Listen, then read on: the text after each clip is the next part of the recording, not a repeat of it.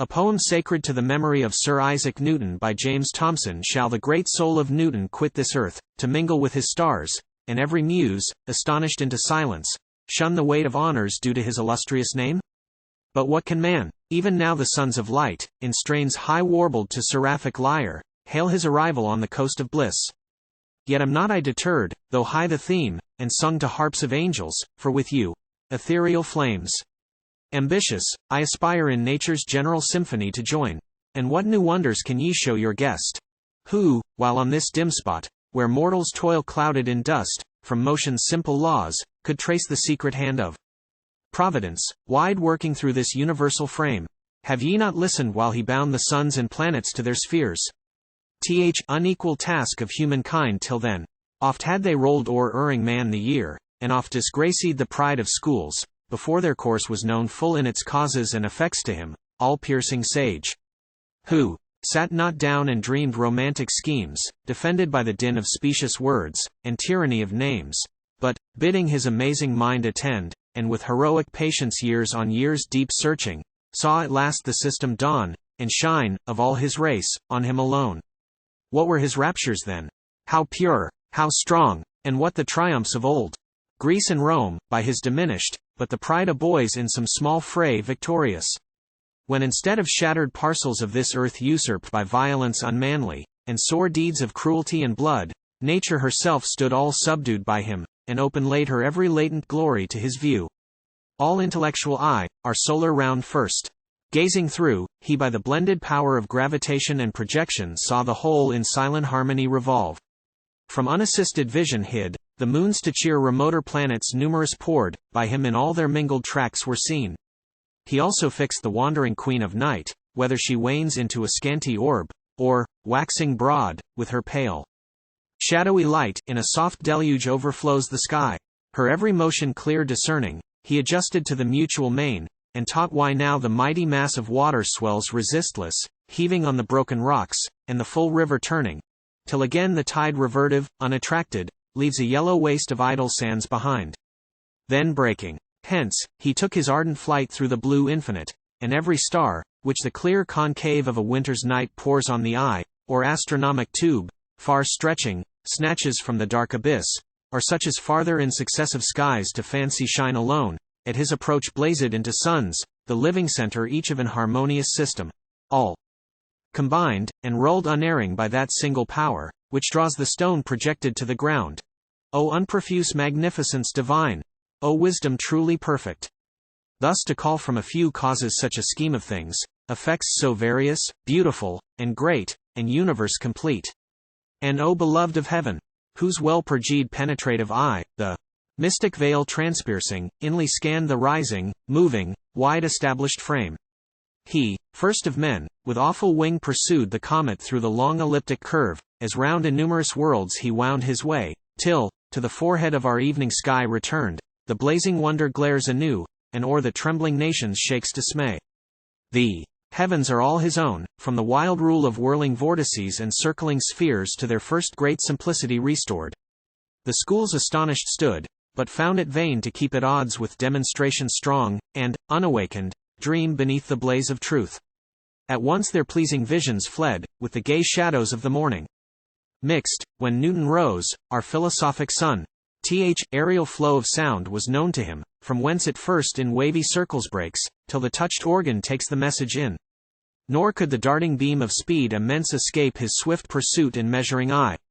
EV and light itself, which everything displays, shone undiscovered, till his brighter mind untwisted all the shining robe of day, and, from the whitening undistinguished blaze, collecting every ray into his kind, to the charmed eye eduked the gorgeous train of parent colors.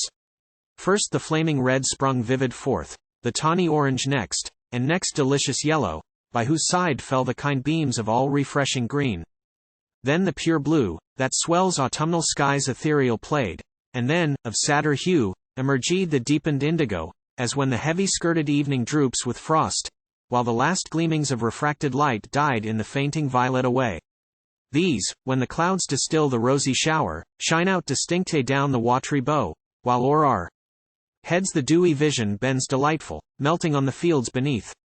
Myriads of mingling dyes from these result, and myriads still remain, infinite source of beauty, ever flushing, ever new. Did ever poet image aught so fair, dreaming in whispering groves by the hoarse brook? Or prophet, to whose rapture heaven descends? And now the setting sun. And shifting clouds, seen, Greenwich, from thy lovely heights, declare how just, how beauteous the refractive law. The noiseless tide of time, all bearing down to vast eternity's unbounded sea, where the green islands of the happy shine, he stemmed alone, and, to the source, involved deep in primeval gloom, ascending, raced his lights at equal distances, to guide historian wildered on his darksome way. But who can number up his labors? Who his high discoveries sing? When but a few of the deep studying race can stretch their minds to what he knew, in fancy's lighter thought how shall the muse then grasp the mighty theme? What wonder thence that his devotion swelled responsive to his knowledge? For could he, whose piercing mental eye diffusive saw the finished university of things in all its order, magnitude, and parts, forbear incessant to adore that power who fills, sustains, and actuates the whole?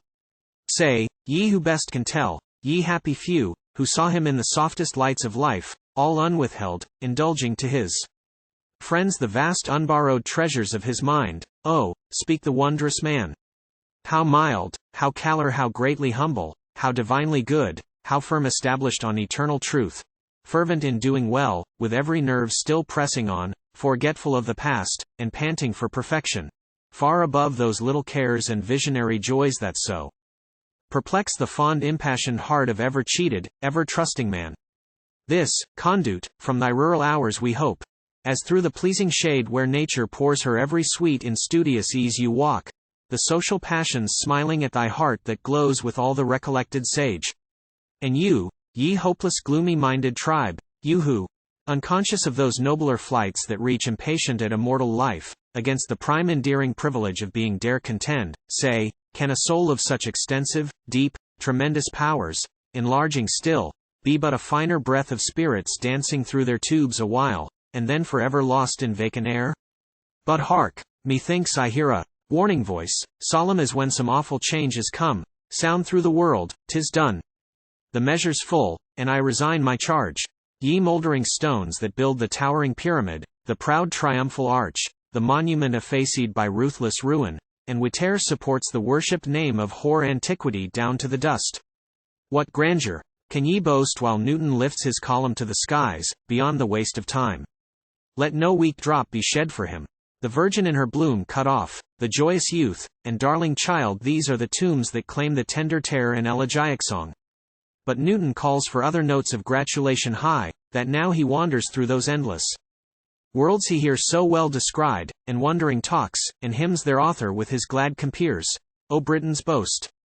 Whether with angels thou sittest in dread discourse, or fellow blessed, who joy to see the honor of their kind, or whether, mounted on cherubic wing, thy swift career is with the whirling orbs, comparing things with things, in rapture lost, and grateful adoration for that light so plenteous rayed into thy mind below from light himself.